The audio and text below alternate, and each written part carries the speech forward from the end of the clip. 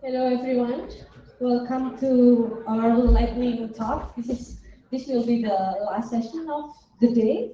So we will have 7 presentations, awesome presentations, and each presentation will go for 8 minutes, and then there will be 2 minutes for question and answer. So please, everyone, all the presenters, be mindful of time because if you go over time, then the next person will lose their time. And then also for all of you, if you want to ask question or make a comment about the presentations, please keep it really brief. All right, so the first presentation will be Molly Schwartz.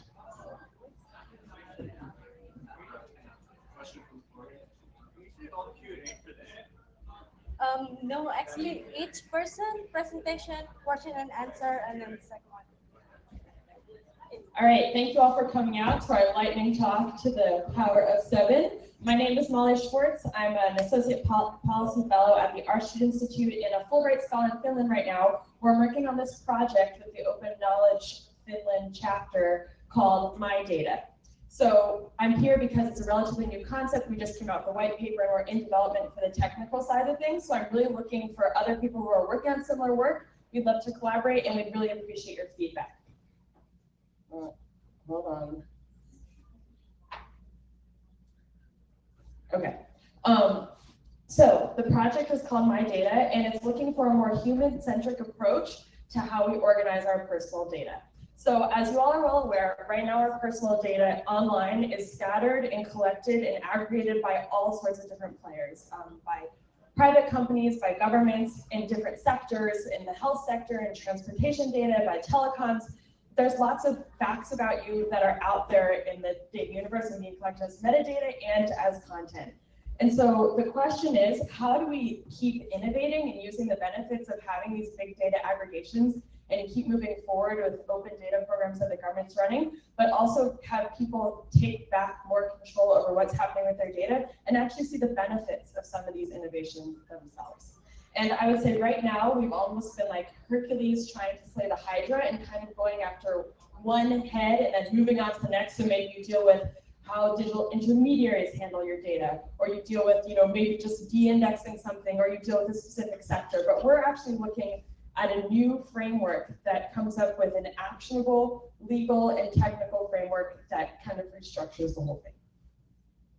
So what are the principles of My Data? The first thing, as I mentioned, is that they're human-centric. So the idea is that you have the right to your data.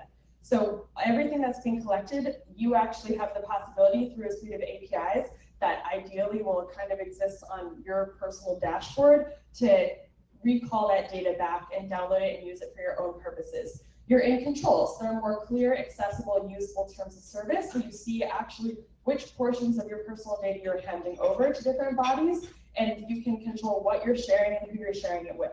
And of course, this also respects rights to privacy. We're looking at usability of data. So for example, right now, you actually do have legal rights to your personal data. You can contact your mobile provider and you can ask for all the data they've collected on you. You'll probably get it in a sheet in about 100 sheets of printed out paper. That's not very usable, especially if you want to do new things with it. So have them in open formats using APIs and using interoperable standards. And also looking at more open business environment, giving individuals, consumers more choice over how they, giving them data portability. So the idea is that you can download your data if you want to.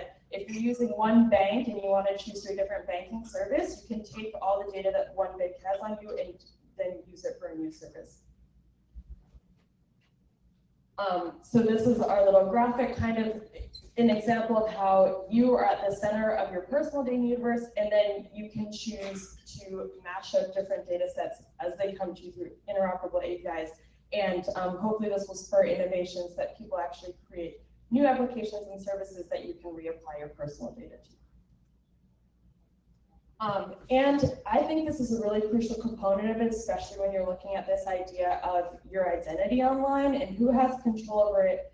is that people are building their own rich profiles of data. Instead of companies or other organizations conducting implicit profiling and collecting different facts about you and then building out your profile from there, you're actually filling out your own profile. So you're saying, these are my preferences, and this is who I am, and these are the types of services that I would like targeted at me. And I actually think that provides a more rich data set, and it lets people feel more like they're in control over what's going on.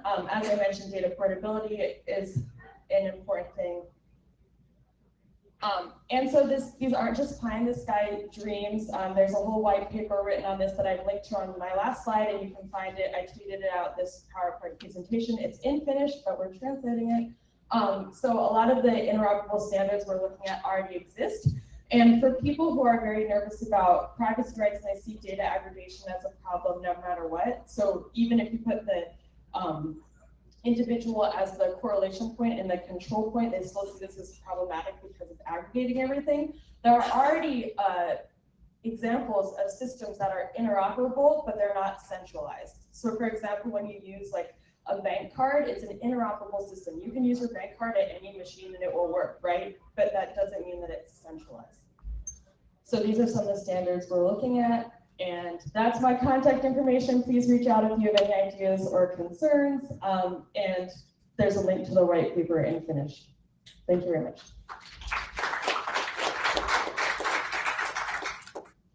Questions?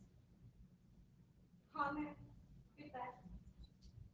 So just really quickly, is the idea that you aggregate your data and then people who want it will come to you?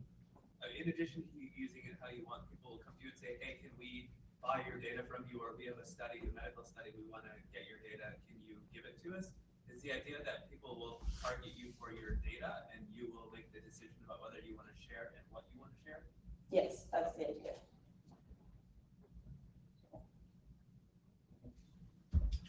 How do you make sure that if you're saying, okay, it's your data, that the kind of decisions that people make are actually sane decisions in terms of sharing that data? Because we know that you only need very few information, for instance, to de-anonymize any kind of data set. Right. So the question of anonymity. Well, one thing that we're very concerned about that we think is really problematic in how things work now is that oftentimes you're not notified if there's any changes in terms of service or if different companies are selling data sets to each other. So that's part of this, is that the whole thing is much more transparent. I feel like anonymity is less of a problem because you're choosing which data points people are accessing. So you're kind of voluntarily keeping it open. Well, my question is more, are people informed enough to know that if they would give their postal code and their age, that they're actually telling who they are? I don't know if they're informed enough, but I guess they should be. So how do you cater for that? I don't think that this is actually a solution that is providing a system whereby people can be anonymous. That's not the purpose. I think that anonymity is possible, but that's not. The idea is that all this data is already out there and being collected, so people should at least be able to benefit from it.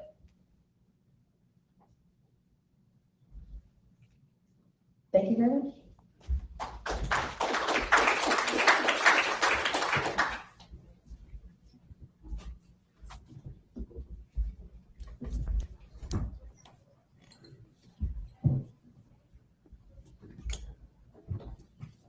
How are you?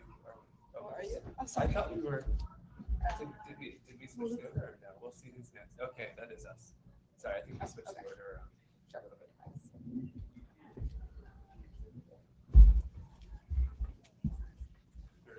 You want to? Thank you.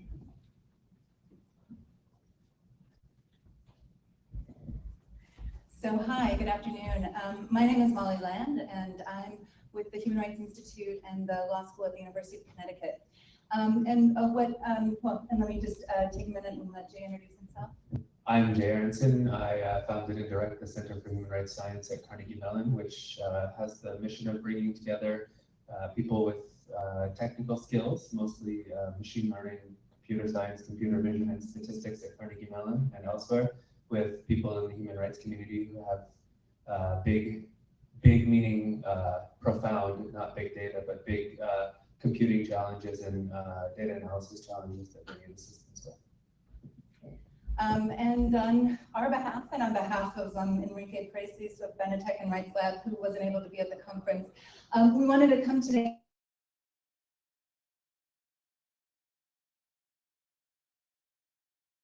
and I want to emphasize at the outset that it is, at this point, still just an idea in formation. We have a website, but right now all we have there is pretty much a placeholder, the placeholder for future work. And so we wanted to present this idea to you to get your feedback on what you think about the concept, and in particular to hear your ideas about what we could do with this space that would be useful to you. So the Human Rights Technology Consortium really arose out of a set of discussions that we had about how we could usefully partner up to support advocacy at the intersection of technology and human rights. And what we realized as part of those conversations was that we were each coming into the partnership with unique resources. Both Jay and I are in academic environments, and Jay works with computer scientists. I work with human rights lawyers and human rights scholars, and Enrique is located in the advocacy and activist community. And so we thought that one of the things we might do is think about building bridges between each of those communities as a way of sort of activating and connecting the scientists and the lawyers and the scholars and academic institutions with the advocacy and activist communities